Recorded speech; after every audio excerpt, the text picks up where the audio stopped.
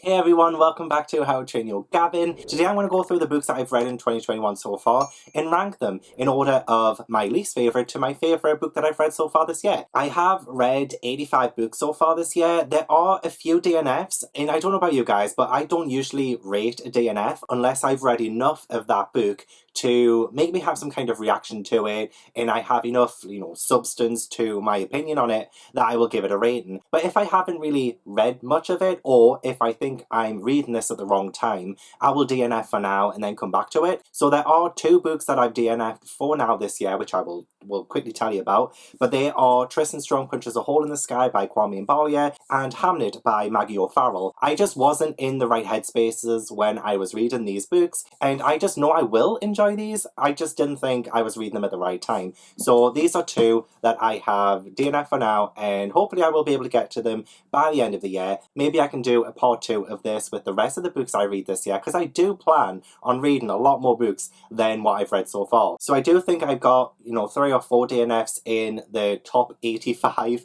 books that I've read so far this year, and I will of course explain why I DNF'd them and why I still gave them a rating. I also want to preface this as well by saying I am terrible at retaining information, or terrible at retaining things about books that I've read earlier in the year. So if I've read a book from January, I might not really remember it that well. So I don't want to rehash plot when I'm going through this ranking or anything like that. I just want to mention the book, where it places in my ranking of the year so far, and maybe an initial thought or something I remember about the book that I enjoyed or that I hated, and then carry on to the next one. Because if I did a review on every single book, it would probably be a really long video, and I don't want that to happen. Editing Gav would kill me. This ranking is based on my Copile rating, and if you do not know what Copile is, it is a rating system that was created by Jay Bookroast, and I will leave the original video down below so that you can check it out and see how Copile works. I'm not going to explain how it works in this video, there's just no time, but it is what I use to rate my books, and that is what I'm going with for this ranking. So let's start off with number 85, so the worst book I've read so far this year, and it actually has a Copile of 0.86, and that is Den of Vipers by K.A. Knight. Okay, so this is bomb, and you might think it's a little bit unfair. I did read it all the way through. You might think it's a bit unfair because this isn't something I usually read. However, I was really interested in reading it. I did read the blurb. I did think, oh, you know what, I've never read anything like this before. It might actually be really good. I heard that it has, traumatized some people with some of the descriptions, and that just intrigued me more. I just wanted to read it more because of that. So I may have been blasted on an Instagram reel by somebody I don't fucking know for maybe not reading the blurb, but hating the book, and, being scarred by the book means it has good writing because I'm scarred by it so I could visualize it. Look. Okay, shall I tell you what the blurb is about? Because obviously you don't know what the blurb is about, hun. So, we follow Roxy, and she is sold by her dad to this gang of vipers. There are 4 men who literally terrorize people. They beat people up, they abuse people, they kill people, and Roxy is sold to them. And on the back of the book, this is what I went into, okay? So if you're watching this, Instagram reel person, this is what I expected when I went into the book. It says here that Roxy says she is theirs in every sense of the word. She has never been meek or compliant. These men, they look at me with longing, they're scarred, blood-stained hands hold me tight. They want everything I am, everything I have to give, and won't stop until they get just that. They can own my body, but they will never have my heart. The vipers, I'm going to make them regret the day they took me. This girl, she bites too. Did I get that in the book, Instagram reel person? No, I did not. Roxy is a terrible main character. This book is terribly written because of that. So what happens with Roxy is that she ends up falling in love with her captors. By page 60, she starts to do things to herself. I'm going to try and keep this a pretty PG video. There will be swearing. But she does do things to her own body in response to them by around about page 60. And this is a 600-page book, yeah? Yeah, it is, yeah. So her biting back, that doesn't happen in this book. All of her agency, all of her free will is stripped from her. She never, ever fights back. Never. It doesn't happen. So on the back of the book, I was given false information, okay? So it wasn't even the sex scenes that scarred me. It was the terrible writing, so get your facts right, okay? Okay, next. We're gonna go on to the next one, because I'm sick of talking about this one. I do have a reading vlog for this, by the way. If you want to check out the reading vlog where I read this, do check it out. But anyway, yeah, I never want to talk about this again. It is literally the worst book I've ever read. Because of the writing, not because of the sex scenes. They were unrealistic. I need to stop. I could just go on and on. But anyway, yeah, on to number 84. Number 84 is Infinity Reaper by Adam Silvera. And this one, I lost Pleo to be alright, and that's why I had to read it. I did not like the initial book, the Infinity Sun, or whatever it was called. I didn't like it last year. I really despised it. And then I started Infinity Reads. I got about 200 pages in, and that is why it's on this list. I thought, I've read a good chunk of it, and I really don't like it. The main characters were absolutely insufferable, especially Brighton. One of the worst characters I've ever read, but not even in the way that, I kind of do like rooting for a bit of a bad boy. He did things to his family that was, for me, like, it just crossed the line of being like a villain to just like a downright despicable person. And I should say, like, no spoilers in this video either. I do feel bad about this one because I knew I wasn't going to like it when I went into it, but I still rated it because I read enough of it and I just didn't like it. But I do feel bad about this one. I don't feel bad about Den of Vipers, but I do feel bad about this one. I mean, Adam Silvera is a fantastic person, and he's great and everything. I just don't mesh with his contemporary fantasy writing, or whatever the hell Infinity Reaper was. I just don't mesh well with that kind of style. But you win some, you lose some. Number 83 is Sex and the City by Candace Bushnell. I do have a reading vlog for this one as well, and what I hated about this book, I loved the TV show back in the day. I haven't rewatched it in such a long time, but with the book, I knew it was going to be different. Like, before I went into it, I knew it was going to be different. I knew the writing style was going to be different as well, because it's a bit more like an interview kind of thing, but like, not, it was like a little bit of a mixed media format kind of thing going on with that one. What I hated about it was how it made me feel about myself. Like, it made me feel like a terrible human being. There was like homophobia in there. It was glimpses into people's lives who are just despicable people, really. And even then, like, there was just a lot about it that I didn't like in terms of like Carrie and like that side of it as well. So we do have the interviews that the Candace Bushnell had like kind of done, but she does it in a fictionalized kind of way.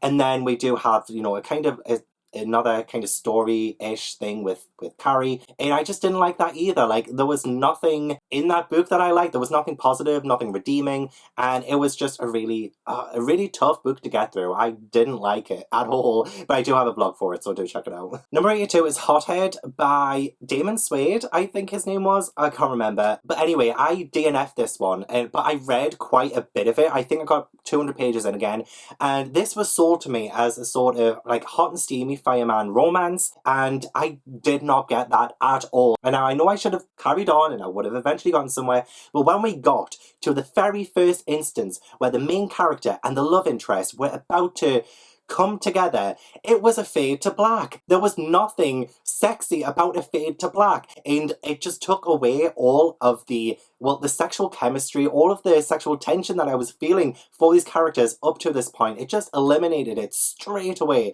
And I was like, why would you do that? Why would you do that? And then I found out about Damon Suede's very shady past with like the romance community, and then I was just like, oh, okay, I do not want to continue reading this book, so I put it down, and I'm happier for it. But honestly, like, even just then, up to that point, I didn't think it was that great anyway. I was getting really bored. Not a lot was happening, and I don't really need a lot to happen for me to feel excited, but even with characters and character development, that was pretty non-existent. So I had enough. And number 81 is The Secret Garden by Frances Hodgson Burnett. So I found myself not really liking children's classics all that much recently, and a lot of it is due to the fact that a lot of these are pretty problematic. This one, nobody ever really talked about, or at least I never saw about, like, the racism and the ableism that was in this book, and I had no idea going into it. So I went into this and I hated the main character straight away. Yes, she goes on this journey and she does change by the end and what have you, but there was no kind of acknowledgement of her racism at the start. Like, she was extremely bad, she was abusive,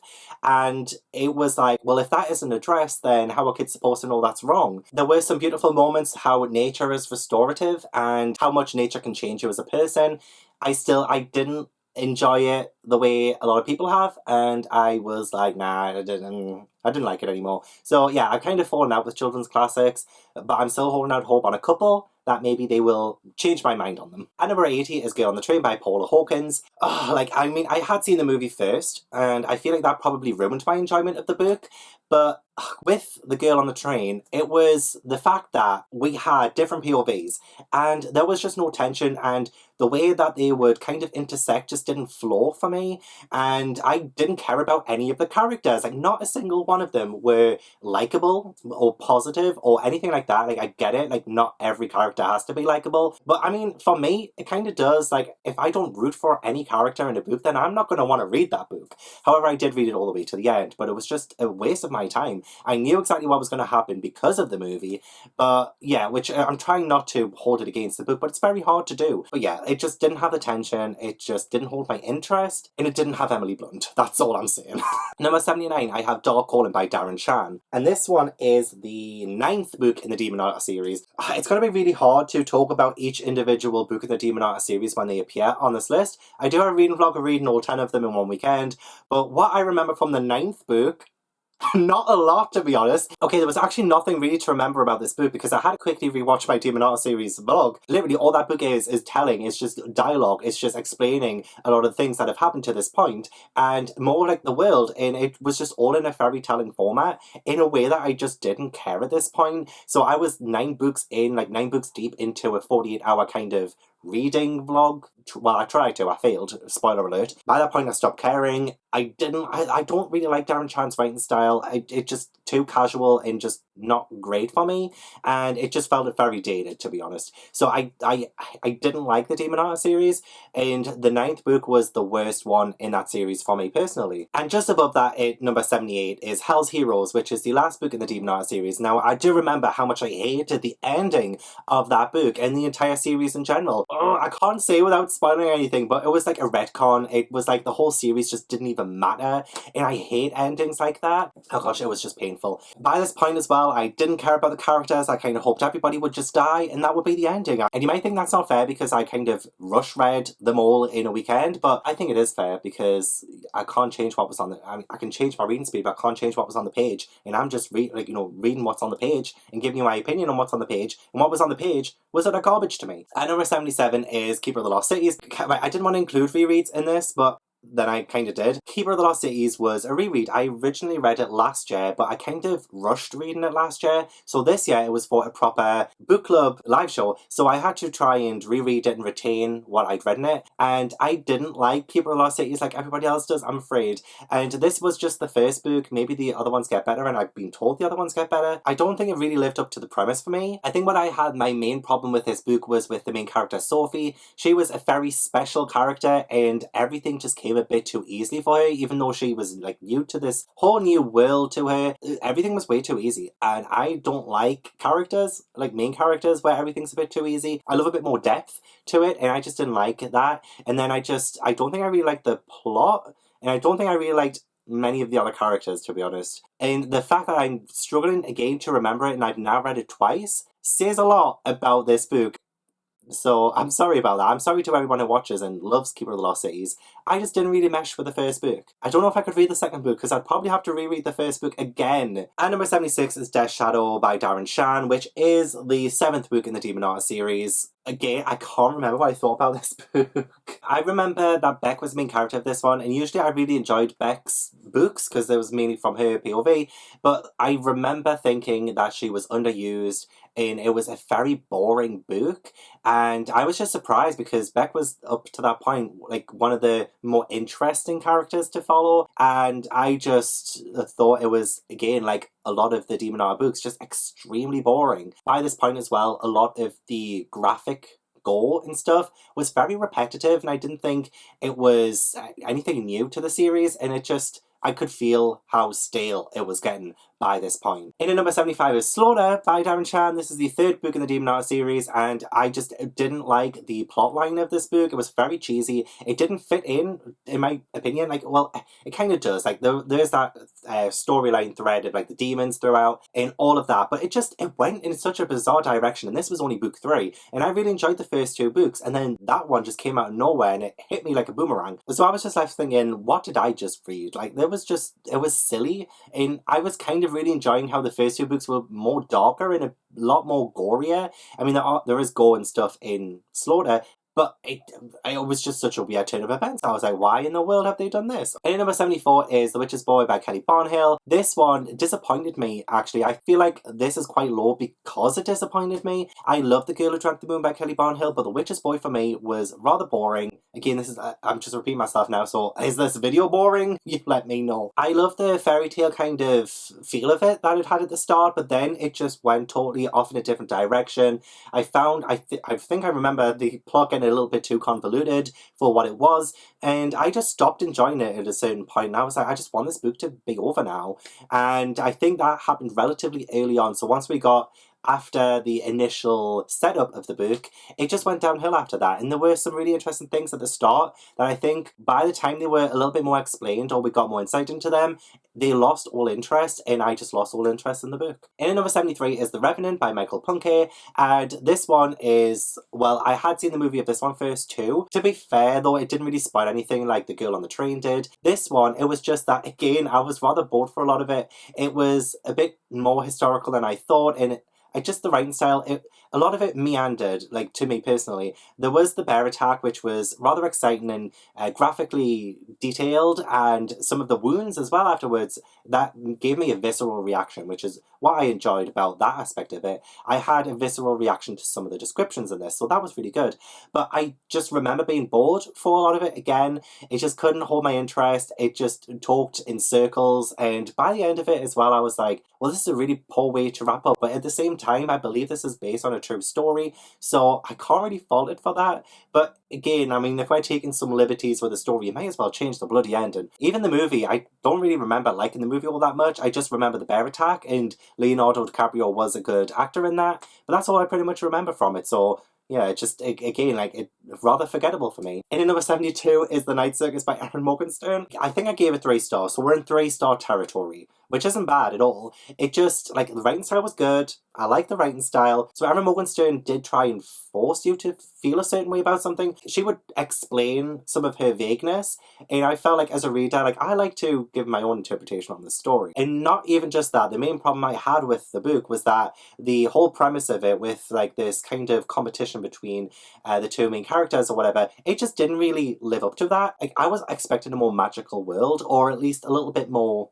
whimsy than I got, and maybe that's more on me, but I found myself, again, rather bored with a lot of it, and it just, the plot, it could have been something more, and it just didn't get there. I just didn't love it all the way. I do have a reading vlog where I explain more about what I thought, and I only read it last month too. Like, this is terrible, this is shocking. It just shows you that I have been reading a bit too much, that I just, like, push my memory of books out, like, pretty quickly, which is terrible. So I'm going to try and slow down in the future. I need to slow down so that I can actually remember what I'm reading. And at number 71 is Wolf Island by Darren Shan. This one is the 8th book in the Demonheart series, and it wasn't, like, definitely a bit better than the previous book, obviously because the previous book was lower. That one, I like the Wolf Island setting. I thought it was a lot more exciting than a lot of the books in the Demonheart series, and yeah, it wasn't all that bad. It was just, for me, like, rather middling, and again, by that point, I just stopped caring about the characters, so then I didn't really care about the story. And number 70 is A Court of Frost and Starlight by Sarah J Maas. I didn't enjoy the novella, and I read that just before A Court of Silver Flames, and I was bored by it. Like, not gonna lie, I didn't think a lot happened. I did think there was some really interesting character moments to do with Nesta that was seen in A Court of Silver Flames, which I enjoyed, but overall I was like, by this point I just kind of stopped caring. Like, once Rhys and Feyre kind of got together, and that was a more substantial thing, the tension or like the romance in it kind of wavered for me in that regard. So by A Court of Frost and Starlight, I just didn't really care. And at number 69 is The Last Bear by Hannah Gold. I really enjoyed this one. I think it could be a very important book for kids to read, especially to do with climate change and global warming, and it's just like a very beautiful tale between a girl and a polar bear, and I really enjoyed it. Like, there wasn't really anything wrong with the book. It was just, I think because it's not something I typically read, that's why it's rather low on this list, but it's still one I would recommend. I still think it would be a really good one for people to read. What my problem is that I read more fantasy, and I much prefer fantasy. Yeah, I just found this to be maybe a little bit too unrealistic, but I can forgive that for the important messages that it had. But it is It is low on the list, but it's not an actual bad book at all. In at number 68 is Melmoth the Wanderer by Charles Maturin. I'm not going to grab all the books because it'll just mess with my colour balance and stuff, and I'd have to keep getting up, and who could be bothered with that? I think it's by Charles Maturin. It will be a great test to see if I can remember author names. I liked Melmoth the Wanderer. The only thing is, though, the premise, again, like Den of Vipers, where the blurb just gave you the absolute wrong information, Melmoth the Wanderer kind of does the same thing. It just wasn't what I was expecting when I was going in. I was told, and at least it's described to me as Melmoth who sold his soul to the devil and has to wander the earth trying to get somebody to replace him, and he comes to people in their moments of need in the hopes that they will exchange places. Now, the book is mainly about the people Melmoth visits, but he only ever comes at the end of their sort of little sections. It's almost a bit like a lot of short stories put together, and I didn't really enjoy that format of it. You just kind of got bounced around a little bit too much, and I struggle at the best of times with classics sometimes. But with this being a gothic classic, I thought I would love it, but it just wasn't the case, and it just went a bit too with the storyline and with the timeline too, that I was just like, I'm not really enjoying the way this is being told. It is a good story, but I'm not enjoying the way it was told. So yeah, it's still 3 stars, and it's pretty low on the list. You know, I'm a little bit sad about this one. In number 67 is The Winter Nights by Chris Riddell and Paul Stewart, and it is part of the Edge Chronicles series, which is one of my favourite series of all time from when I was a kid. But what I didn't really like about this one, it was set at like the Knights Academy, and after the first book in the Edge Chronicles series, I felt like the world was too crammed into this one place at the Knights Academy, and I didn't get to see anything beyond that, and I wasn't interested in the combat or the learning to fight kind of stuff. It was like one long training montage, and I didn't really enjoy that, especially in a series where there's all this magical stuff happening outside. And while I love the series because it's also a lot of political intrigue and it's a lot of betrayal, it's pretty much Westeros but for kids, but I just didn't really like this book in the series. It was very... It just went down for me. In number 66 is Demon Apocalypse by Darren Shan, the 6th book in the Demonauts series. Now, book 5 ended on this huge cliffhanger, and then book 6 kind of wrapped it up. And I was really excited getting into this one because I was like, oh, that was a huge cliffhanger.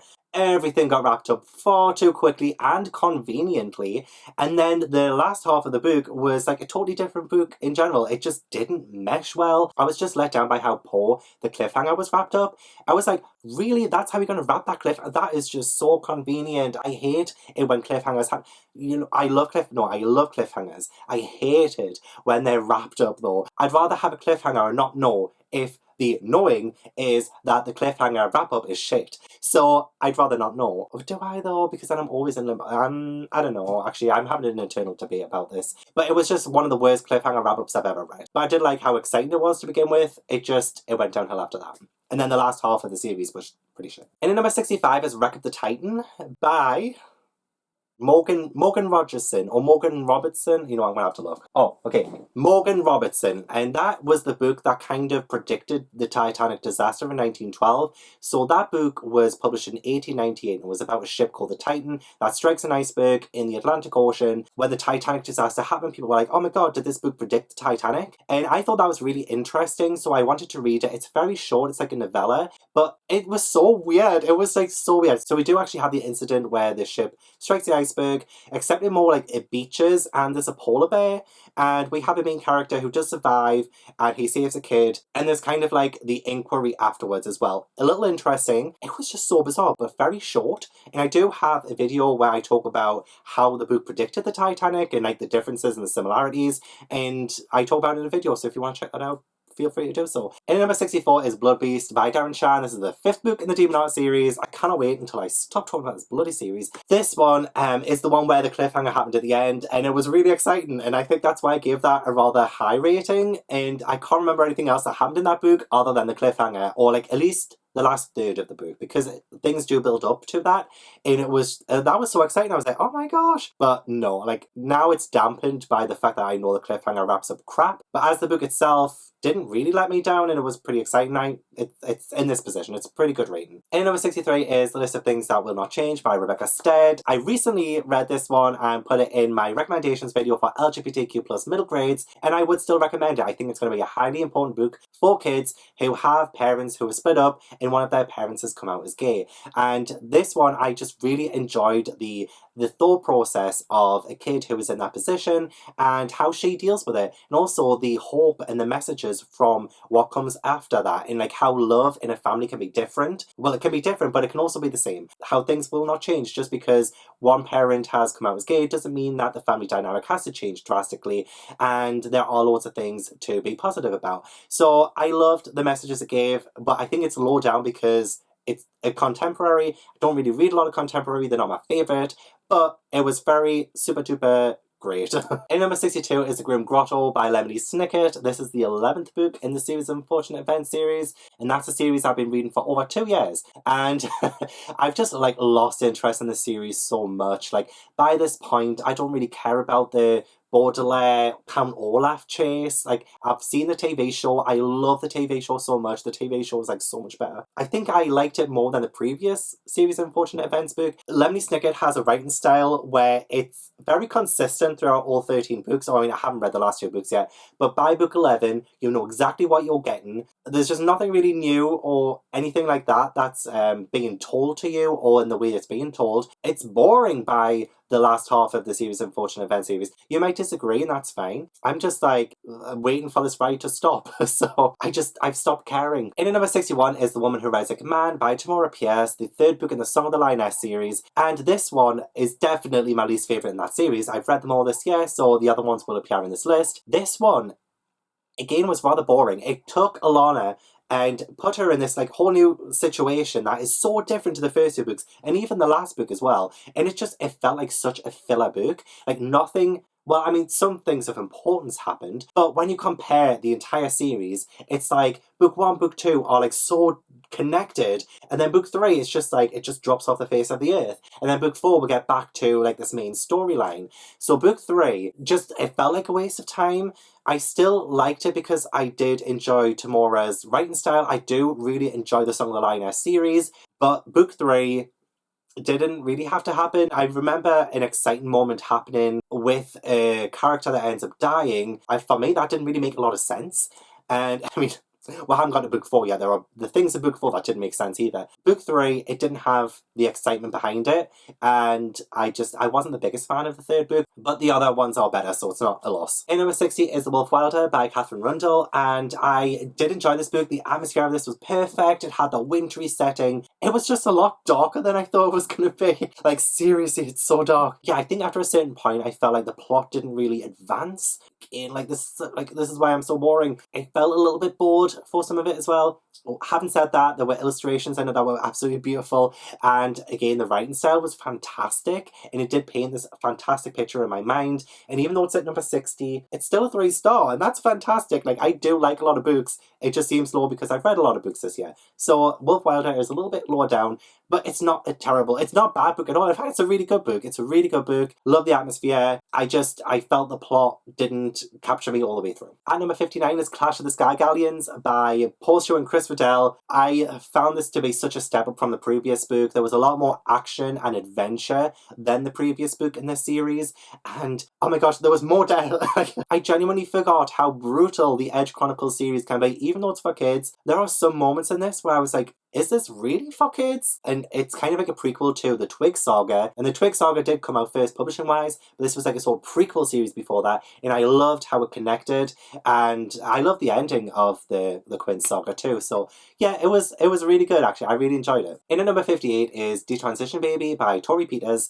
This one literally just finished reading last week, and I really liked the writing style of this. I thought it was fantastic. And I thought the exploration of being trans and what it means to be trans was just a fantastic exploration into that. The only thing is for me is that I was kind of again expecting something different going into it. I thought it would be more about the arrangement between Reese, who is a trans woman, Ames, who is a detransitioned man, and Katrina. She's gotten pregnant from Ames. And I thought it was going to be more about the dynamic between the 3 of them, because they were going to have this kind of arrangement of like a different kind of parenthood. The book barely focused on that really. It was a lot of flashback. It was just a lot of exposition in the past, like, and things that led up to certain, moments in their lives, which was very interesting. All of that was fine, all of that was great, but I just really wanted to focus more on the relationship between Rhys, Ames, and Katrina. Like, that was the best part of the book for me, and we just didn't get enough of that. So that's the only reason why it's, like, rather low on this list, but it was still a 3-star, and it was still a really good read, and I would still recommend it. In number 57 is Fireborn 12 and the Frozen Forest by Aileen Fowler. This is a middle grade book that comes out in the latter half of the year, I think September, and I really enjoyed this book. It was very adventurous. I mean, literally, it starts off with some action, and we go straight into this adventure into the Frozen Forest, or at least into the woods towards the Frozen Forest. What I loved about it is that it was very fast paced. The things I didn't love as much was that it was a really bleak world, and I felt more like an outsider looking in on this world, rather than feeling like I was being immersed in this world. So while I would still recommend it, and I would still buy it when it comes out, because I thought it was great and I can't wait to read more from the series, it was just a little bit too bleak for my liking, and I was hoping for just some kind of reprieve from that, or at least a little bit more magic or whimsy. But yeah, I did like the main character. I thought she was really good. She was called 12, and yeah, it was a really good book. In number 56 is Demon Thief by Darren Shan, the second book in the Demonata series. Definitely a really good book. I really don't want to talk about the series anymore. It followed a different character from the first book. It was very graphic, very gory, and I still liked it at this point because I hadn't been bored by the series yet. But this one, it just had a really good storyline. That's all I want to say about it, to be honest. In number 55 is Mina and the Undead by Amy McCall. This was a really good book, actually. And we're going now into 4-star territory, actually. Yeah, this was really good, actually. I loved the setting of New Orleans. I loved the way that we got into the storyline as well. So, I mean, everything seems to be all hunky-dory to begin with, and then boom, something happens. And I love that. Yeah, I loved the vampire aspect of it as well. I loved the relationship between the main character and her sister. That I loved. And it was just like a really fun book. Like, it wasn't one that I could take like very seriously, and I don't think you had to take seriously. It was set in the 90s, and I love that nostalgia. It was just a really fun book, okay? It was a good time. It was a really good time. In number 54 is The Language of Ghosts by Heather Fawcett. And honestly, I'm impressed myself remembering all of these names. Honestly, I'm usually terrible at that. This one was really good. I liked the island setting because it was like this really magical island that the princess had been like banished to. But for me, there was like a lot of politics, and I lost interest in that like pretty early on. I have given this quite a high rating because I think the atmosphere and the world building in this was so good that it kind of elevated up to 4 stars, but it did get let down a bit by things that were happening around, like with the politic kind of thing and the royalty and all of this kind of dynamic that I wasn't really caring about. That's what let it down a little bit for me. And yeah, like I've probably forgotten most of the story now. In number 53 is Darwin's Dragons by Lindsay Galvin. It felt very short, but there are great moments on this island that the main character gets washed up on, and he makes this incredible discovery of dragons. It's not Darwin who discovers them, by the way. It's like this young boy. Oh, I've forgotten what his name is, but he was the cabin boy on the ship that Charles Darwin is on, and he falls overboard and he gets on this island where he discovers incredible things. And I loved all of that. The reason I think it's so low down is that we go back to like London in the second part of the book, and then like the whole tone shifts. And while I did love that part of the book as well, because it had great messages of conservation and animals in captivity and things like that, like really important topics, it just felt so different to the first half of the book. But it was still a 4-star read, and it's still like really high up. It's just, yeah, again, like if I didn't read so much, it would be higher. That's the only thing. Okay, in at number 52 is Lord Loss by Darren Shan, the first book in the Demonata series. Finally, I can stop talking about the series after this one. I thought this was a really good introduction into this world. I really liked how graphic. Oh wait, no, there's another one in the series. Crap. It was a great starting point for this world. It started off so graphically and like in a way I wasn't expecting at all, and it kind of shocked me, and the detail of it was actually really good as well, until, you know, it all started to get a bit repetitive by about book 5, 6, and I was just like, this one, it started off really well, and I will give it that. In number 51 is Birthday Girl by Penelope Douglas. This is one of the few romances that I've actually really enjoyed. I really like the story of it. I like the character exploration of it as well. Like, I felt like they were so, like, especially the main character, whose name I've forgotten, obviously. I felt like she was so well developed, and I really did like her relationship with her, like, boyfriend's dad, which is like, it's taboo. It is taboo. I don't know. I want a reading blog for it, if you want to check it out. It's a steamy romance reading vlog. Check it out. The steamy scenes, like the sex scenes, was so good. I remember, okay, I'm terrible at remembering things, but I remember when the main character locked herself in the bedroom and made sure that, you know, the love interest couldn't get to her, and she was like doing sexy things on the phone, and like that was her payback. And I loved it. Like, I loved that kind of chemistry between them. I'll not talk about it because it is taboo, but I enjoyed it. Okay, in at number 50 is Becca by Darren Shan, the fourth book in the Demon Art series, and the last time I've talked about the series. This one was really good because it was like set in the very distant past, and Becca's like somebody who was like from hundreds of years before, and to see that aspect of it was so interesting, and I like the storyline with that as well, that I thought this was definitely the best book in the Demon Art series, and that's why I loved Becca as a main character, which is why I was so disappointed when she was the main character again in, I think it was book 7, book 7 or 8. I was like, this is like not the same character really. Like, I know she has to adjust to a different kind of time period, but it felt so disingenuous. But I loved this book. I thought it was really good. I mean, loved is a strong word actually. I really liked this book, and I'm never told about the series again. In at number 49 is Tunnel of Bones by Victoria Schwab, the second book in the Cassidy Blake series. This one actually rates higher than when I first read it a couple of years back. I wasn't the hugest fan of Tunnel of Bones when I first read it, but then I reread it for my interview with Victoria Schwab earlier this year, and I actually really enjoyed it more. I listened to the audiobook, and there was just like more tension than what I remembered in this one. A lot more atmospheric scenes, especially in the catacombs of Paris, and there was things that happened at the end that I totally forgot about that I guess is getting seen through into book 3, which I haven't read yet. Things that let me down in this book were just too many freaking Harry Potter references, and that lets any book down for me, to be honest, and I always like rate it lower because I'm fucking sick of references like that. But this one was much better on a reread, so sometimes a reread really does pay off, unlike Keeper of the Lost Cities. In number 48 is Ocean Squid Explorers Club by Alex Bell. This is like a sort of spin-off series to the Polar Bear Explorers Club, and honestly this series is so fun, so imaginative. I really enjoyed this one. I love the main character of this as well. She's called Ursula, and she is part of the Ocean Squid Explorers Club, so they do explore the ocean, they come across different things. I remember there was this like one moment, I think with this huge octopus, that was really tense, and I really enjoyed that, and it was really fun. I do prefer the Polar Bear Explorers Club, but this was like such a great kind of diversion from that series, and I can't wait to see if there's anything more going to come from it. I will say that there was this quest in this book that they, you know, bend over backwards for, but then something happens at the end that literally got rid of all of their problems, and it was, yeah, I didn't enjoy that part of it, so I guess that's why I didn't rate it higher, but overall it was still a really fun book, and I enjoyed it. In number 47 is Shadow and Bone by Leigh Bardugo. Again, recently read it, and I do have a reading blog with it, and I thought it was actually better than I thought it was going to be, and I love when I get proven wrong.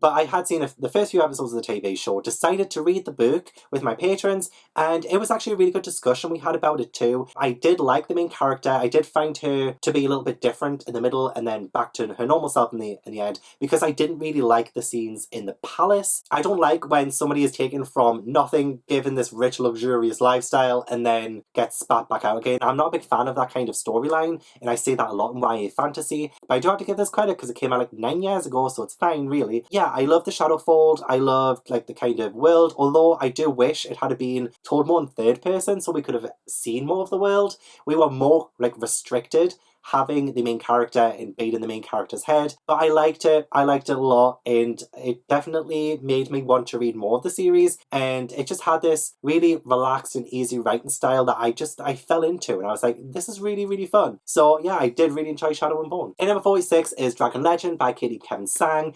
I loved this book so much. I just had so much adventure and action, and it was better than the first book as well, and I love it when a sequel just surpasses the first book. We get to actually see the Dragon Realm, and in the first book you don't really get to see it, but there was this cliffhanger by the end of the first book that you're just like, oh my god, what? And then in the second book, again, there's a cliffhanger, and I was just like, what? So like, I'm really excited for the third book, and I loved like the adventure that they go on in the Dragon Realm. I love what they have to do, the tasks they have to do. No spoilers game, but I just absolutely loved this part where they end up having to enter this fish's mouth and, you know, stay inside of this fish as it goes to a location where the dragons are aren't allowed to go. And it was just so good. I really enjoyed it. It's like one of the most funnest middle grade series I've read so far. So yeah, definitely worth checking out. And number 45 is The Curse of the Gloam Closer by Paul Stewart and Chris Riddell. This was like the first Edge Chronicles book I'd read in like 20 years. And I was like, it's so great to be back in this world. And I hadn't read this one yet. I don't know why, but I just felt this instant nostalgia from it. Quint was such a great protagonist to follow because he's kind of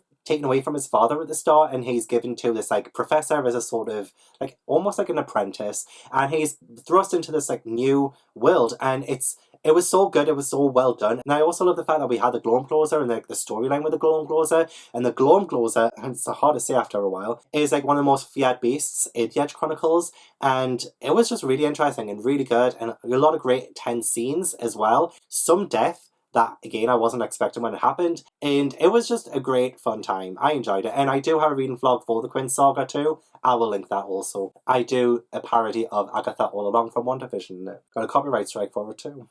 Worth it. In at number 44 is A Wolf for a Spell by Cara Sutton. I mean, I'll probably have to rate a bit lower if I redo this list, because a lot of it, to me, again, was forgettable. I enjoy any kind of Baba Yaga retelling, honestly. Like, I love that kind of folklore, that myth, that legend. To be honest, I can't even remember all that much from it. And I read it for a book club. There was an adventure element of it as well. I remember the main character having to save someone. There was also a wolf, and we followed the wolf for a bit too, and we had that kind of storyline. I enjoyed that storyline. And then also Baba Yaga too. But yeah, it is actually a little bit more forgettable than what I remember, so I might have to rejig this list in the future and maybe lower it a little. But it wasn't bad. It wasn't bad. In number 43 is City Ghost by Victoria Schwab. Though this was like a really good introduction to the Cassidy Blake series. I really like Cassidy Blake and her friendship with Jacob as well. I just love the idea that she is able to see into like this veil, and she has the ability to cross ghosts over, because I was a huge fan of Ghost Whisperer back in the day, and to have that as a middle grade novel was just like, oh, perfect. And I love the Edinburgh setting as well. Like, I love how the Cassidy Blake series goes from place to place. So the Edinburgh setting was like so good. I love Edinburgh so much. I've been there a few times. Love it. I could visualize it. I was a little bit scared by the main antagonist. And it was just a really fun time. And at number 42 is 1,000 Questions by Sadia Faruqi. So what I loved about this novel is the messages that it sent as well, because we had Mimi, who lives in America, but she ends up having to do the summer in Pakistan, which is where her family is from, but like she's never really been, so she hasn't experienced that like her own culture. But she ends up making friends with a girl, and they both have this like fantastic friendship. They learn a lot from each other, and I love that. I love that exploration of that. I also love the exploration of culture in Pakistan as well. The food, the people, just, it was so rich, so beautifully detailed in the story too. Sadia Faruqi was like such a great author, and I had such a great time reading it. It was like one of those really easy to fall into middle grade contemporaries. I was just so excited by it. It was a really good book. In number 41 is The Lioness Rampant by Tamara Pierce. This is the last book in the Song of the Lioness series. I couldn't understand character motivations in it, but I loved what happened in the last book. Devastated by some of what happened in this book. Like, honestly, I was shocked. There was a particular moment that I'm still scarred by. I just can't get my head around like how silly like some things were in the way, like why things had to happen. But it wrapped up really well. I loved the climax. I loved everything to do with that. I loved the villain nature of it. Again, no spoilers, but it was great. But in at number 40, and right above that one, is the second book in the Song of the Lioness series, which is In the Hand of the Goddess. I love the way this book started as well, by the way. Like, Alana is given this token black cat by this goddess, like, right at the start, and I was like, oh, this is, like, just a great start. I love this. Like, it already set up this whole kind of magical world, again, like, from book one. But book two, it expanded it. It was really good. It had a confrontation and a climax that I was expecting from the last book, not the second book. A lot happened too quickly. The first book did it worse, like the whole like time scale of it and the way it just like rushed through events. The first book was worse for it. The second book had some events that was so interesting that I just breezed over that could have been expanded. Overall, it was a great second book in the series and I really enjoyed it. In number 39 is Starfell, Willowmoss and the Forgotten Tale by Dominic Valente. It's just such a charming and whimsical middle grade series. When you read it, you're just instantly catapulted into just how well, some of it's a bit silly, but also just like how rich other parts of it was. So in the second book, there was a little bit more world development than the first book. And again, I love Willow Moss as a character and like other characters around her. It was like really, really good. The illustrations of it too were just fantastic. Really easy book to read, and I enjoyed it so much. In number 38 is Lie With Me by Philippe Besson. This one is like so much better than Call Me By Your Name. And I feel like people say if you love Call Me By Your Name, then you should read Lie With Me. Lie With Me is so short. I remember feeling quite emotional by the end of it because of the whole main character interactions, as well as like the way their relationship went. And also there was like this line that I just totally related to. A character said, "I suck cock, what more do you want to know?" And I was like, oh my god, this is my person. That is me. So yeah, like not a lot to remember from it. It was mainly just like character development, character relationship. It was just done so beautifully, and I think so much better than Call Me By Your Name did it. So yeah. In number 37 is The Night Silver Promise by Annalise Avery. And like the wilderness, like for one, like there's this like really great thing about how attractive stars can determine your destiny, and they get it like everybody like gets it like tattooed on them. And our main character Paisley, she doesn't have a track, but when she does get it, it's incomplete, which indicates that she will most likely die. And it was just so interesting. There are dragon touched people as well, like her brother is dragon touched, and there's just like this really rich world. And I really enjoyed Paisley's journey in it as well. Like she has a lot that she has to do, and she has like her family is like in ruins pretty much. Like her mum gets taken away, and like a lot falls on her shoulders. It was really interesting to read about. Really enjoyed the world. I hope I see more from this world too. I can't remember if there is going to be a sequel. I hope there is. A really underrated middle grade book, I would say. In number 36 is Race to the Frozen North, the Matthew Henson story by Katherine Johnson. This is more like a fictionalized non-fiction story that's a dyslexia-friendly book for kids, and it gave me such a great insight into Matthew Henson. He was the first person to reach the North Pole. He was black, so obviously he didn't get the credit he was deserved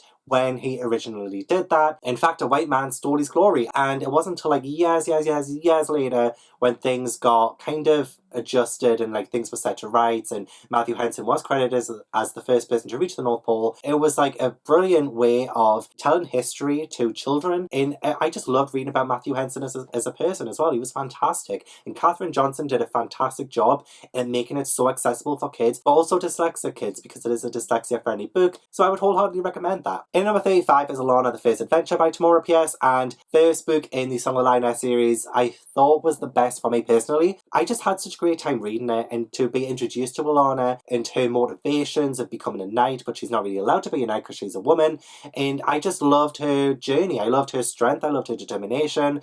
I did think this went so super quick in all of the events that happened. Like, I'm sure there's like 3 or 4 years, like it spans a lot of years in like a very small book. I just really loved the adventure. I loved Alana, and I thought it was a great introduction into the world. So it was a great series. I would definitely recommend checking the series out. Definitely YA though. Maybe the first book you could get away with it being a middle grade, but definitely the rest of the books, totally YA. Yes. In number 34 is Such a Fun Age by Kylie Reid. This one I read in January, so again my memory of it is going to be shocking. There was like a lot of emotive language in it, and it definitely made me feel a lot of different conflicting things. I felt anger, I felt sadness, and it was just like this really great like exploration. I mean, one, like especially into Amira, who is like kind of like the main character, and I really loved her as a character. She was extremely complex, but also the situation she found herself in as well, and to see how she dealt with that. The commentary on social and casual racism was so interesting and complex, and it was great because Amira is a total contrast to Alex. Like Alex has like a lot of white privilege, and it was just like a really interesting way to read about that. But yeah, I genuinely loved it. In number 33 is Starfell, Willow Moss and the Vanished Kingdom, which is the third book in the Starfell series by Dominique Valente. Just like the second book, it's just really fun, really whimsical, explore the world a little bit more. I loved Twist, who was like a new character in it as well. Loved the storyline too, and it was like a lot more action-packed, a lot faster paced than the books that came before it. And it's just one of those really easy-going, palate cleanser kind of middle grade series that I think a lot of people would really enjoy reading. Then you could read it in like 4 hours. Like that's how quick they are to read.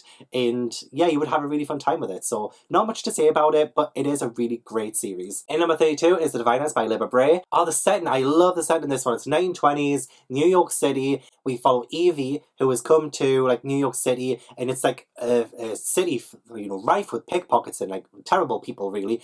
And there is somebody who turns up dead. There's like this murder investigation. There's like cryptic things getting left. There's supernatural. And I loved the blend of it all. I thought it was like really good, really interesting, really exciting. And I loved Evie as a character. She disobeyed her uncle a lot and I loved it.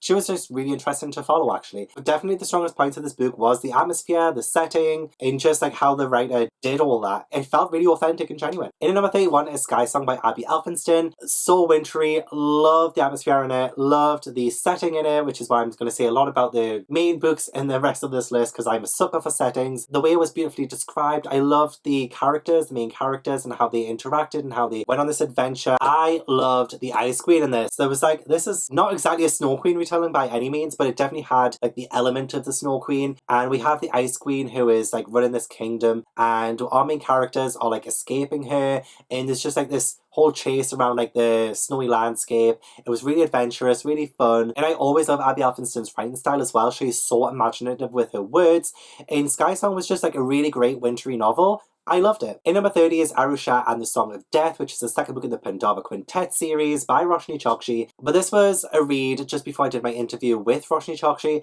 and what I loved about this one is kind of like the action. Like, this series is definitely not boring, very action-packed. I love Aru as a main character. She's very funny. I love the way this started as well. There was like this zombie attack, and just anything can happen in this series. It's just so imaginative. It uses Hindu mythology, but not just uses it, it just like blends in it so well. In the way Aru kind of deals with a lot of situations is so fun, so entertaining to watch. It's just such a great series, in my opinion. In number 29 is Stalk and Jack the Ripper by Carrie Menin-Skalko. I probably said that wrong, I'm so sorry. What I enjoyed about this book is I read it around about the same time as The Diviners, and I felt like both main characters were rather similar-ish. So we have Audrey. Is it Audrey or Aubrey? Audrey. Audrey, she loves bodies. She loves like examining bodies with her uncle. And we do also have like the bodies of like Jack the Ripper's victims. It almost felt like this could have happened. So I loved that. I do love a bit of true crime and the fact that Jack the Ripper is a real thing, and that this book did so well was kind of incorporating new characters into that. It had a bit of a twist that I personally didn't see coming, but I feel like a lot of people did. I'm not there when it comes to twists half the time. I think this was the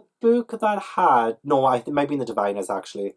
There was this rhyme that kept peeing me off. I think it was in The Diviners actually, not this one, so I'll not mention it, but there was a rhyme. But the atmosphere in this again was creepy, was very tense. I was scared for Audrey a lot, but it's a bit of an older one as well. I feel like a lot of people liked this on BookTube years ago, and I'm just late to the game again. In number 28 is Fortuna Swarm by KJ Sutton. I love the atmosphere of this one. I also love Fortuna as a character. As a main character, she really kicked ass. I love the storyline and how she wanted to find her brother. It added such emotional depth and gravitas to her, and I just loved her journey into like how to find her brother and what happened next. And I knew there wouldn't be like smut or like a lot of smut in this book going into it, so I wasn't disappointed on that front. I just really loved the writing style. It was really addictive, and I can't wait to read more of the series. I have them ready to read, but like honestly, just time escapes me. There's so much potential with this world from just the first book alone that I'm just so excited to see where it goes from here. And yeah, as I said, I love Fortuna as a character and to see where she goes next. In number 27 is Murder on the Safari Star by MJ Leonard and Sam Sedgman, the third book in the Adventures on Train series. I love the Adventures on Train series. It's a middle grade series that is just so addictive and so fun. I love the third one because it's set in South Africa, and I've been to South Africa.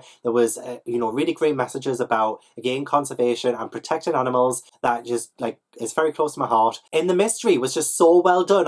Because we do follow Hal, and he goes on these trains with his uncle and he solves mysteries. And in this one, there's a murder. And we don't know how it happened. And I love the way that was revealed. I love the way it happened. It just took me a bit off guard. Definitely the best book in the series so far. I just love the series. It's just like one of those like really great mystery series that you could sit down with a hot chocolate by the fireplace, but not right now because I'm sweating my arse off. But like you could sit by the fire or whatever with your blanket on and your hot chocolate and just like dive into it and read it in one sitting. It's just such a great mystery series for kids, but also for adults too, because I'm an adult and I loved it. In number 26 is Emma by Jane Austen. I think it might be my favourite Jane Austen so far, either that or Northanger Abbey, but I loved the commentary on class. I love the commentary on like friendship and kind of the status that people had in that like time, and I loved Emma as a main character as well. She was very spunky. She was very charismatic. I loved the way she took, can't remember her name, but her friend, like a new friend under her wing. It didn't go smoothly, and I love that. There were definitely some hiccups in that friendship, in what Emma wanted to do, and it gave Emma such a wake-up call. I love that she wasn't a perfect character, and it's one of the reasons why I enjoyed it so much. It was funny as well, like it was genuinely like funny at times, and usually I don't find classics funny, but this one, it was actually genuinely funny. So yeah, it was just really, really good. I really enjoyed Emma. In number 25 is The Header Wars by Adiba Jagaba, and I love this book so much. This one is queer. We have a main character, Nishat, who comes out as lesbian to her Muslim family. I relate to the coming out experience, but I could never ever put myself in Nishat's shoes, and it just like, it hit so hard reading her journey after coming out. And also not just that, but like what she deals with at school, what she deals with at home. It's just also emotionally raw, that it was just, it definitely tugged at my heartstrings. I felt so much emotion reading it. Her friendships as well, especially with like Flavia, was very complex. It wasn't like an easy write at all, but I think one of the best YA contemporary queer books I've ever read. In number 24 is Call of Silver Flames by Sarah J Maas. I love Nesta as a character, and I feel like if you don't like Nesta, then you might not like the book. There were times when I didn't agree with what she did in that book, and I couldn't stand her for some of it, but I loved her journey. I loved how real she was. I definitely prefer her to Feyre. The romance, the smut was so sexy and hot and steamy, and I love the smut so much. Plot-wise, I mean, not a lot really happened, really. The characters, the mental health representation, and the smut, that really elevated this book for me, and I really enjoyed it. It was so entertaining. I read it for Bookoblathon, and that was like one of the best weekends I've had so far this year, and it was just like a great reading experience altogether. So yeah, I just really enjoyed Court of Silver Flames. Not as much as A Court of Mist and Fury, but I think it might be my second favourite book in the ACOTAR series. Yeah, I was surprised by how much I enjoyed it. In number 23 is Mexican Gothic by Silvia Moreno Garcia. This one, it's like, it definitely had all of the great hallmarks of a Gothic, and not in like a very obvious way. Like it isn't like all out in your face kind of, this is Gothic horror. It was a lot more subtle, and it was so brilliantly done throughout. You had this like running tension, this running suspense, and you didn't really know a lot of what was going on. Some of it went a little weird. Some of it was a little weird, not gonna lie. Overall, it was just like so fantastically done. I also love the setting of High Place, which is where Noemi goes to save her cousin. It's just such an atmospheric setting. Like, so much happened there, and this book was never boring. Yeah, it was just so good. I'm running out of words to describe books now. I'm just using the same ones over and over again. But it was definitely a very mesmerizing book. So much happened. Really enjoyed it. In number 22 is The Nutcracker by Alexander Dumas, and I have a Nutcracker reading vlog where I read the original version by A.T.A. Hoffman, and then this version, which was like a kind of like a retelling of it, but was essentially pretty much the exact same, by Alexander Dumas. And then I read Midnight Neverwood by M.A. Cujnier. And what I enjoyed about this one, I mean, it's the lowest one out of all of those books. What I enjoyed about Alexander Dumas' version was like, he gave it a lot more detail. It was just pretty much the same as the original version. It was like the Lion King remake. Like, there was no point really. Beautiful book, The Nutcracker. It's beautiful. I love the story of it, but there was just no point in the Alexander Dumas version, really. It still has a high rating because it's written fantastically. The atmosphere is fantastic. Story, pitch perfect. And he does embellish it, but it didn't really matter. It didn't matter. It was definitely the Lion King of remakes. And in number 21 is Secrets of the Stars by Maria Cujnier, and this is a sequel to The Ship of Shadows. Literally, the last book I just read was this book, Secrets of the Stars. Pirates of the Caribbean, middle grade with an all-female cast. It was so adventurous. We go from place to place. We have this quest to find this map that's like being split up into different parts. You have to get all of the parts, put them together to say this map, and it's a race against time. It's tense. The things happened in it that I was like, oh my god. It was so exciting. Like, I didn't ever want to put it down. Like, it was very easy to pick it back up. And I love Alea as a main character. She is so fun to follow. I love her journey. I love the Ship of Shadows. It's such a magical ship. A fantastic sequel. In number 20 is House of Leaves by Mark C. Danielowski. I've never read a book like it before. I've probably overrated it, but it's like, I don't know what else to compare this book to. It's just like in a world of its own. And I was so intrigued by it that it kept me going. honestly, there were moments where it lost me. I'm not gonna lie, there were moments when it lost me. And just the format of it, because it's just all over the place. There are pages with words on that you don't even need to read, list of names and boxes upside down and like left to right, back to front or whatever. It was so weird, but it was weirdly wonderful. I enjoyed it. I don't think I'll ever read anything like it again, and I won't wanna, but I was not gonna give it anything less than 5 stars, because otherwise why would I waste my time reading that book if I wasn't gonna give it 5 stars? So maybe I have overrated it, but I'll never ever have that reading experience again. My mind was just like blowing, like it was just like, what's happening? Weird, wonderful, loads of like layers to it as well. There's just so much that you have to pay attention to. It's very easy to get lost or intimidated, but honestly your patience is rewarded by the end, and it's just so fun and just so, yeah, like I just don't even know how to explain it. It was so good, but like weird, and I don't know.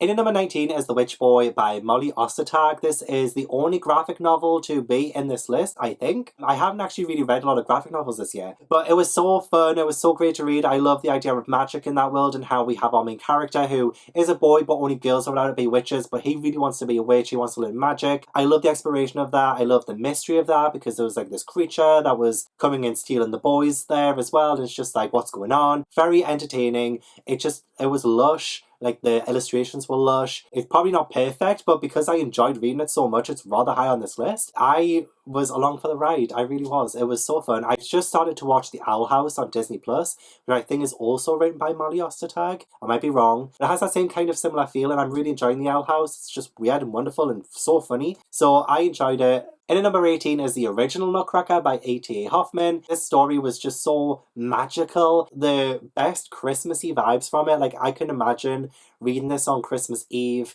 with a fire on again and, you know, under the blanket, and just having that magic. It's the way it makes you feel more than anything. And again, I love the story of the Nutcracker. I find it so whimsical. Yeah, it was great. Like, I probably said more about the Dumas version of it than this one, but this one I do prefer because it was the original, and the Alexander Dumas version just felt like it just took everything from it. Did embellish it, but didn't need to be done. In number 17 is Show Us Who You Are by Elle McNichol. Oh god, I love this book. It's very, like, the exploration of like the sci-fi element of it, because it is contemporary. There is like the sci-fi element of it with Pomegranate, because they kind of make these holograms of people who are alive or dead, but these holograms can actually like talk to you and you can talk to them, and it's very like bizarre. And Cora, I mean, it's a bit more complex, but Cora does end up getting involved with Pomegranate, and she has a best friend called Adrian. There's just something up with Pomegranate, and I loved trying to find out like what's going on, like what is actually like happening here. Oh my god, like the friendship between Cora and Adrian was fantastic.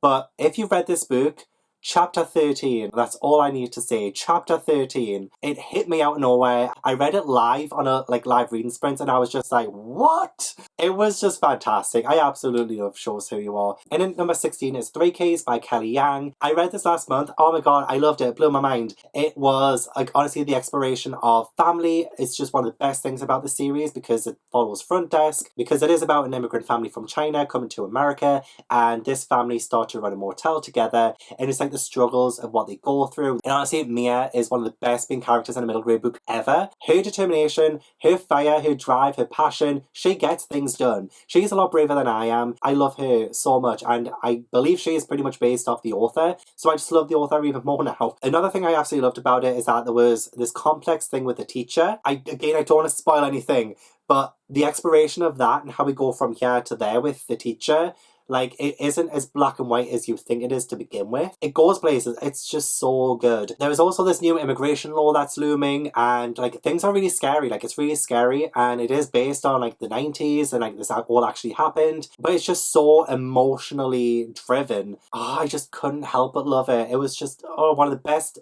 contemporaries, middle grade, young adult, adult that I've ever read. There, I said it. In number 15 is Rainbow Grey by Laura Ellen Anderson. Of course, I love this book so much. I'm a character in it. I love the adventure element of it, because we have Ray, who has no magic in the Weatherlands, and like a lot of people do have magic, but there are people who don't, and she's somebody who doesn't have magic. But then she ends up being imbued with like this rainbow magic. She transforms into Rainbow Grey. There's just so much love about this book. It's so exciting, and it's Laura Ellen Anderson wrote the Amelia Fang series, which is so different to the Rainbow Grey book. Well, the first book, this will be a series. Things are turned on their head by the end of it as well. Like, it isn't as straightforward as you think it's going to be. It's so heartwarming. It's like a huge warm hug. I love the setting, I love the Weatherlands. It's so imaginative, so magical. Weather magic, like what more do you want? It's just, the characters as well. I love her friends. I love the way they interact. I love everything about it. I love Gusty Gavin. It does end on a cliffhanger, so I need to know what happens next. In number 14 is Front Desk by Kelly Yang. I just talked about 3 Keys, which was the sequel, Front Desk. Now, I talked about Mia Tangle a lot when I talked about 3 Keys. In this one, it was just so incredible to follow her as well. And her and her parents are new to this country. It's like them kind of having to adjust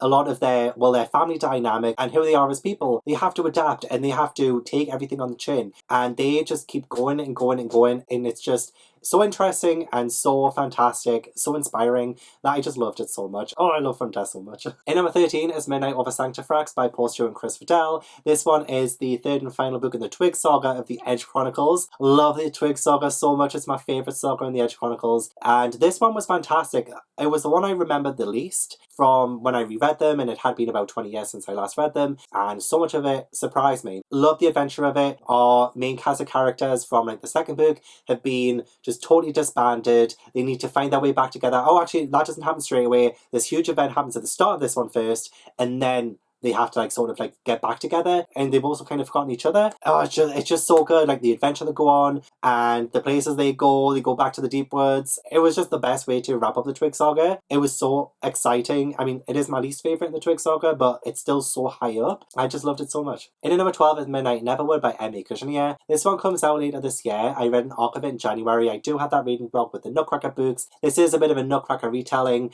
and what I love about this is like the sensory descriptions of the world that our main character finds herself in. I think this was like the third book I read this year, so my memory's a bit fuzzy, but I love the journey in like the Nutcracker world. It is fantastic. I know I can't really remember that much, but that's because it was one of the first books I read this year. But I love the kingdom. I loved how the Nutcracker inspiration can be really felt, but it also felt highly original. It was so good. It was so exciting too. I'm on 1 power battery left, so I'm going to have to speed through the rest of this. In number 11 is The Mask Fallen by Samantha Shannon. This was my favourite book in the Bone Season series so far. So much happened. So much of it really shocked me as well. I was like, what? I am so connected and I just feel so much for the characters at this point that I didn't want anything bad to happen, but loads of bad stuff happened. And it was just so interesting, so intriguing. I loved the journey that Paige Mahoney goes on. She's like one of my favourite characters in an adult book. And yeah, I just love her and Arcturus's relationship. I believe his new name is, it's hard to call people by their new name. He's called Warden in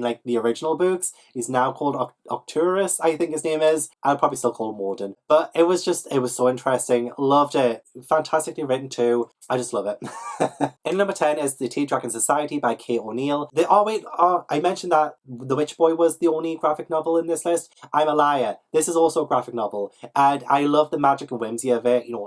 Tea dragons, what's not to love? It's so easy to get into. Not really a plot per se, but just the way the world makes you feel. It makes you feel cozy, and it gives you some cottagecore vibes. There's not really anything much to say about it because it's just such a fun little read. Illustrations are phenomenal and fantastic too. It's the way it makes you feel.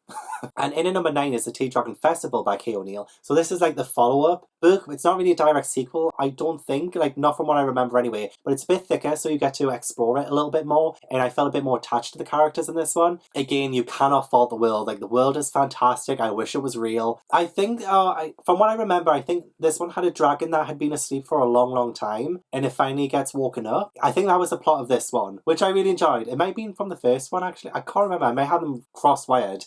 These in January though, so please forgive me if I've got that the wrong way around. But I did really enjoy the Tea Dragon series, and I can't wait for the next one, which I think is coming out soon. Might already be out. I'm excited for it. In number 8 is Storm Chaser by Paul Stewart and Chris Fidel. This is the second book in the Twig saga of the Edge Chronicles. This is so dark. This is another really dark middle grade book. There is this character who is a guide across this marsh, and he ends up killing the people who he guides. Nobody knows that he's this killer, and he kills them and he harvests their toes. And it's it doesn't matter who is part of this group. It could be a family. There is a family at the start that encounters this guide, and he's I will show you the way and you have to pay me, and then he kills them all. And it's this is dangerous. This is a dangerous world. But I love Twig's journey in this too. It's not easy sailing. Oh, I can't spoil it, but there is this relationship dynamic that he has with someone that is so interesting, especially with it tying into the Quinn saga. It was just a fantastic follow-up to Beyond the Deep Woods. It's just, I love that series with my whole heart, I really do. In number 7 is Empire of the Vampire by J. Kristoff. I did film a reading vlog for this book. I got an arc of it. I filmed this like end of March, start of April, and then a lot of J. Kristoff stuff happened, so I didn't feel comfortable making that reading vlog public, so it's still unlisted. But just like reviewing the book alone and like what I rated it, like I love vampire novels, and what I loved about this book was that it was very gory. It didn't shy away from the horror aspect of vampires, and I really did enjoy the main characters. There were a lot of emotional moments, and like it does jump time period wise. I loved that look into it as well, because you got to see a certain character a certain way in one vision of it, and then maybe later on you'll see them differently. I was enthralled. I was never bored. It's a huge book. I was never bored. I did love the book, and it was highly entertaining. In number 6 is King and the Dragonflies by Kirsten Calendar. I don't know why it took me so long to read this one, but it was fantastic. It had such a great look into LGBTQ plus themes, especially since the main character is gay, but like he doesn't know how to express his feelings because his brother who went missing told him that he shouldn't be friends with somebody who was gay. So that gave our main character this really bad perception of gay people, and like kind of like the internalized homophobia that he has. Fantastic exploration of that. Oh wait, hang on. So like, yeah, Front Desk, fantastic contemporary. King and the Dragonflies, okay, is my favourite contemporary. I keep forgetting I have contemporary on this list, but Front Desk, King and the Dragonflies, and Show Us Who You Are, probably my favourite contemporaries of all time. So yeah, and I love this book. Beautifully written. The imagery as well with like his brother and all of the stuff that happens with that, just gorgeous, beautiful. Love this book. In number 5 is The Hatmakers by Tamsin Merchant. This one's a reread, so I didn't really want to talk too much about it because it's in my top 50 middle grade books of 2020, as well as like 2 more on this list actually. And I love The Hatmakers. I love the Edwardian setting of it. I love the magic system of it. I love how the hats can imbue people with different kind of talents or abilities. And it's the Hatmakers. We follow Cordelia, and I love her as a character too. Like the magic is so whimsical. It's not too overt.